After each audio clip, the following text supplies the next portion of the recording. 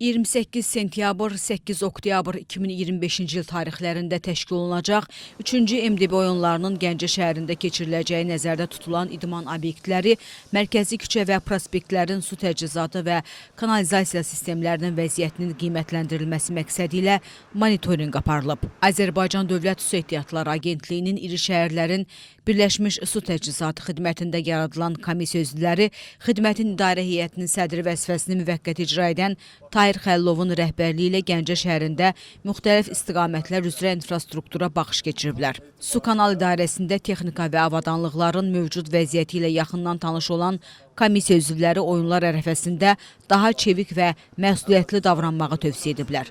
Tahir Xəllov xidmətin əməkdaşları ilə söhbət aparıb, problemlərin nədən ibarət olduğunu soruşub. Bu yöndə həm komissiya üzvlərinə, həm də su kanal idarəsinin əməkdaşlarına tapşırıqlarını verib.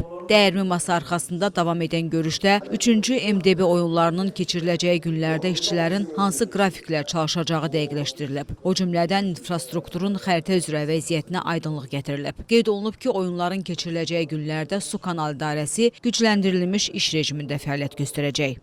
Komissiya üzvləri Olimpiya kompleksində, Gəncə İdman Sarayında, Şəmkir su təmizləyici qurğular kompleksində, yenidən qurulan Gəncə stadionunda olublar. Su təchizatı təminatının vəziyyətini yerindəcə yoxlayıblar.